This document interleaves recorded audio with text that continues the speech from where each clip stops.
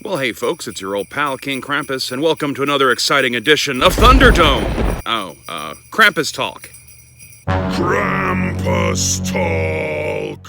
Several weeks ago, I remember saying something along the lines of it's only a matter of time until purity purges begin in the RPG community because of, the whole kerfuffle in the Middle East.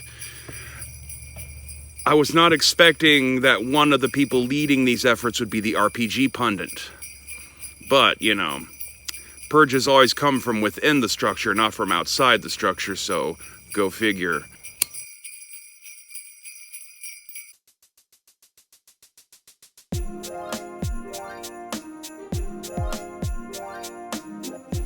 Do you know what decades of ostracizing people for holding various verboten opinions has done? It means we don't know who actually believes anything.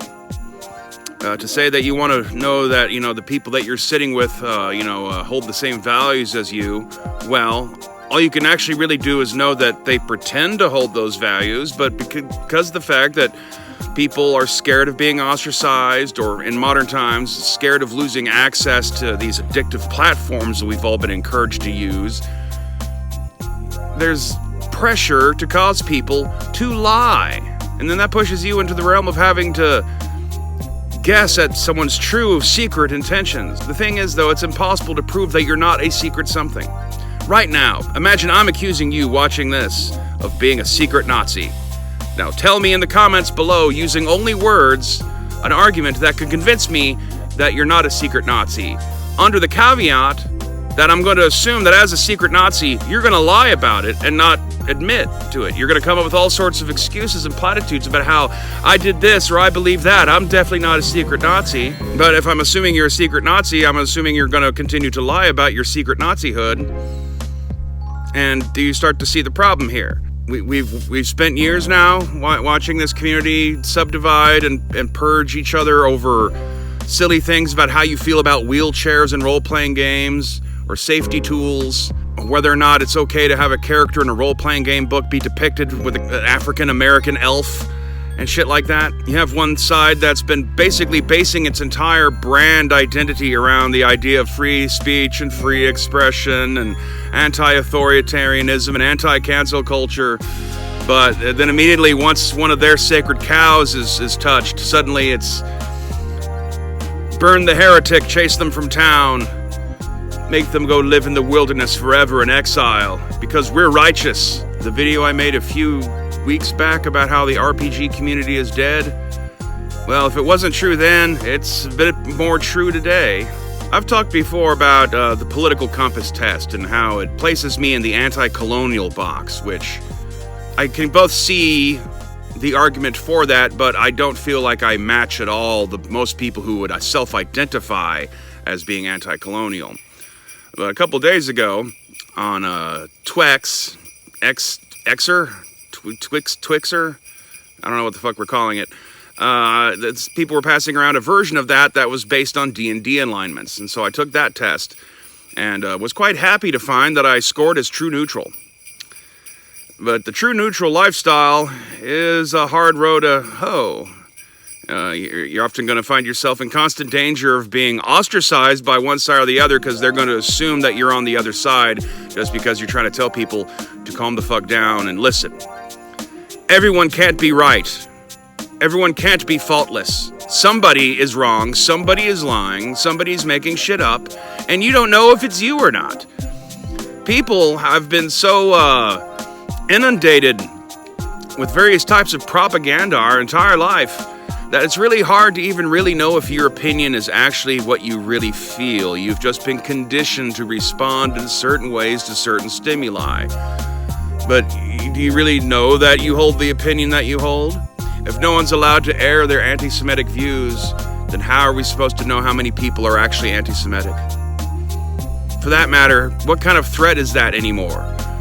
Basically, we're in a paradigm where one side thinks the entire left-wing activist crowd are a bunch of, pro-Hamas, anti-Israel anti-Semites. And then there's the purging within the right-hand side of that, of the classic anti-Semites. and you're an observer watching this, and you want to be accepted, and you don't want to be kicked out of your group, and you don't want to lose your Twitter account, you're gonna factor in like how you want to respond to various things and express certain opinions, but that just means that you're expressing lies and you're not actually expressing yourself. Freedom of speech is pointless if the speech is just a bunch of bullshit, posturing, constant gotcha moments, and logic loops.